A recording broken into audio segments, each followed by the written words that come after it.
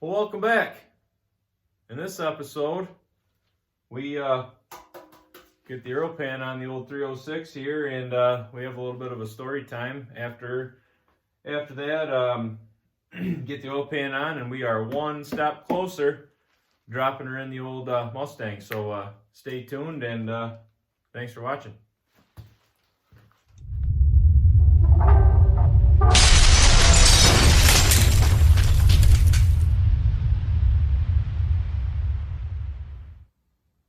Well, I went to put the oil pan in. I got the timing cover on.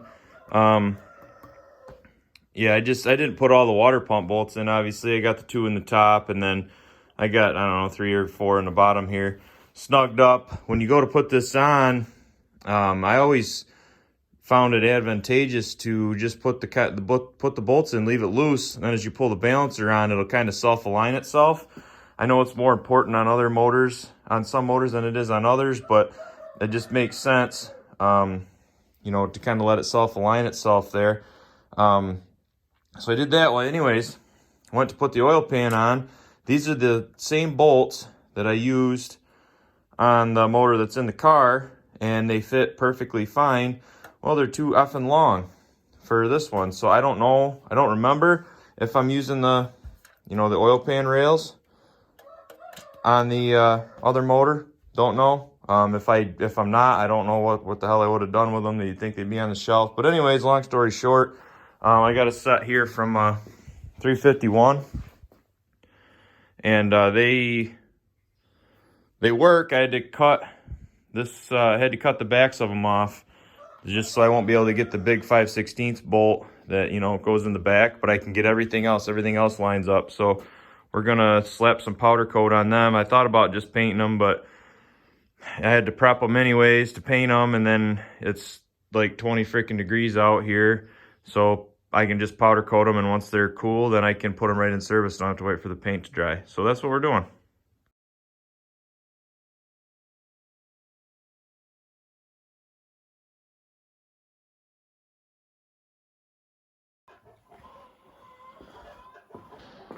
What the hell their problem is out there. So that's that. Pretty simple setup. I just have the Eastwood gun, and I don't even know what powder this is. It's prismatic. It's either, I only got 4 different kinds of black, so it's either cosmic black, desert charcoal wrinkle, flatter black, or gloss black. It was, I just wanted to you know, put something on these to make them not rust, and you know, black was something that, you know, figured just use some black. Well, I already had some black in one of those things. I don't know what it is, so we'll call this powder surprise. And while we're waiting for this powder to bake, I kind of go over my powder setup here. I just have a household oven. I had one that I got for free that I really liked. It was pretty good size. It was a lot newer, more modern than this one. You don't really want to use a propane one, from what I've told. You get into like a bigger oven and propane will work, but these smaller ones, I'm not 100% sure why, but everybody says not to use propane. I think it's because the gases that the powder gives off, because obviously it's plastic. So they talk like the powder that, or the gases that the powder gives off as it cures could actually ignite, blow itself up. I don't know. So anyways, the one I had died right in the middle of the job, so I had to go buy this one. Got on Marketplace on Facebook and just found a whole bunch of them for sale. And this was the first guy that replied, so I went and got this one.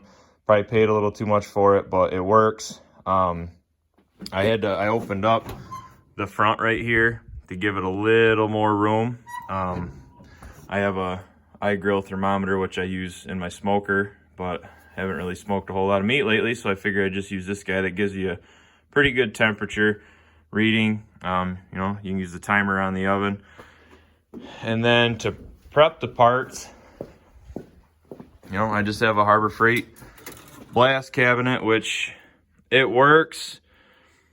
Is it the best quality? Probably not, but for the money, best thing you can do is upgrade the lights. And then I have a dust trap here.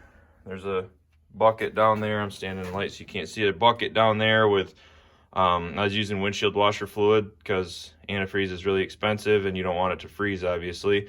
but there might even be oil in it now to catch the stuff because I might have run out of windshield washer fluid. That goes out. My compressor room's right on the back side of this wall right here.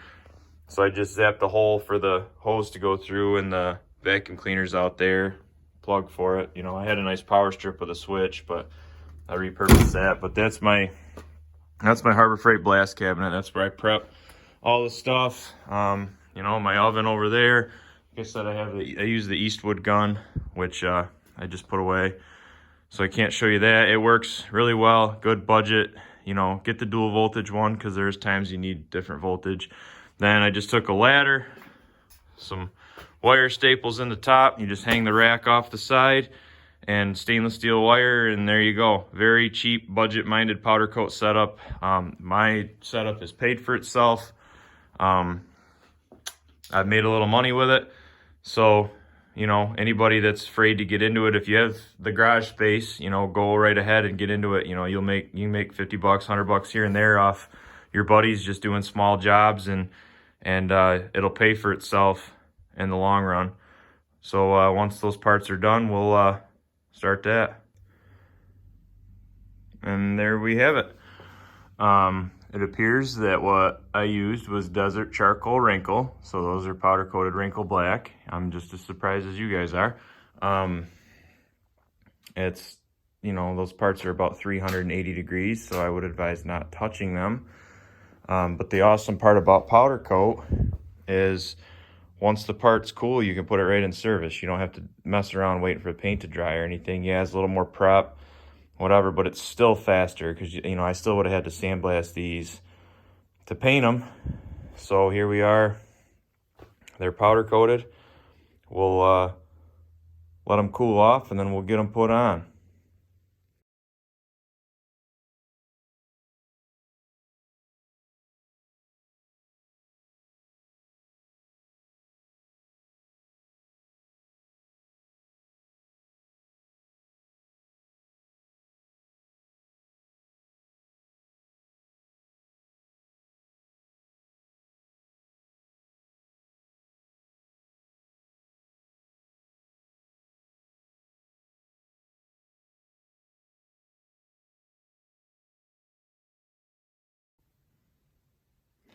Well, there, look at those nice, beautiful wrinkle pan rails on there. The rooster, he's still upset about something. I don't know what his problem is.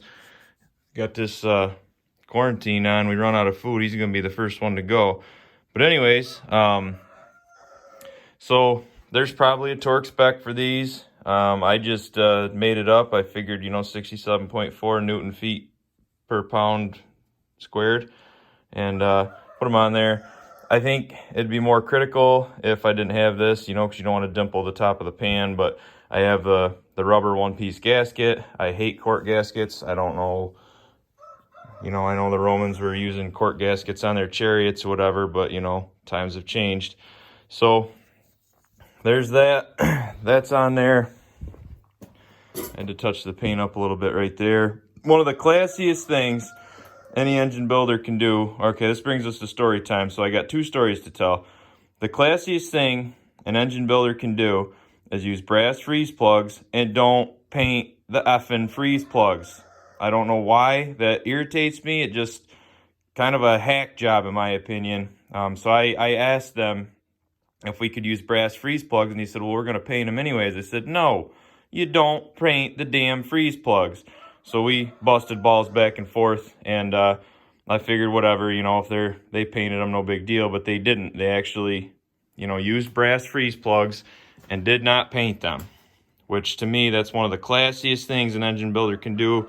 I don't know, maybe the, you know, brass freeze plug wouldn't look, you know, that good on a, you know, Chevy Orange or Chrysler Orange motor or whatever, but it just, for some reason for me, it just looks so classy with that Ford blue. So now, that's first story out of the way. Second story, see, like I said, you can make that out. I'm doing this with an iPhone.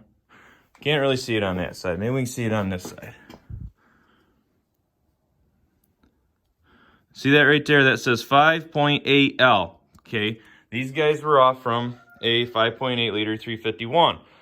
So somebody was to flip one of these motors over and say, oh my goodness, this is a 5.8 liter. It's not.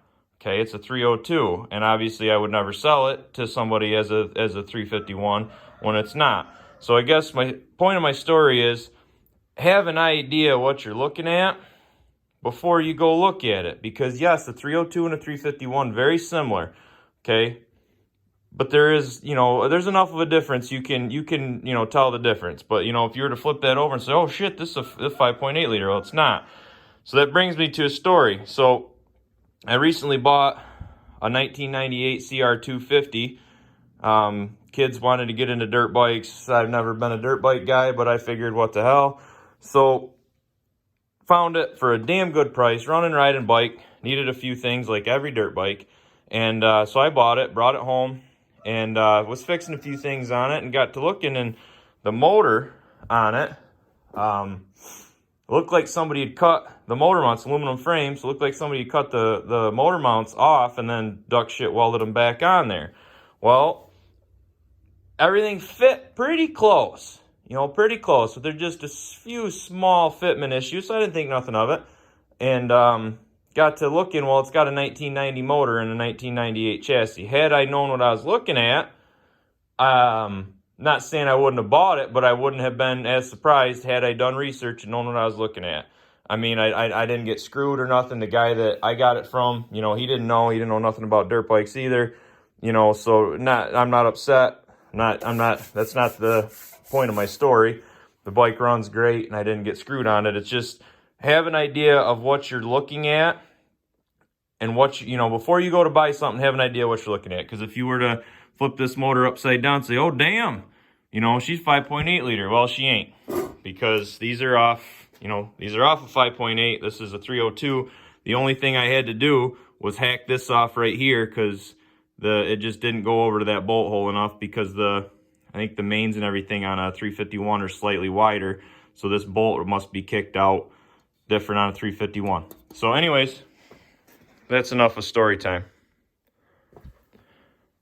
All right, I lied. I got one more short story. I promise it's a short one. Another issue that could happen to anybody. It's one of the stupidest things you never think of. Okay, you drop the oil on this. Or in this case, this pan, I had to take these plugs out. There's oil drain plug there. There's one right there. I had to take them out when I powder coated this pan. All right. Well, I just put them back in finger tight. So, you get going into flow of things and get going along, and hell yeah, everything's going together good. Got to get this in, got to get it in. Well, if you were to put that back in finger tight, never give it a thought, dump the oil in it, it might get a drip or two, but they always drip. So you don't ever think nothing of it.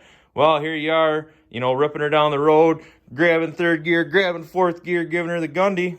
And next thing you know, that fucking plug falls out, dumps all your oil out, blows your freaking $6,000 motor up.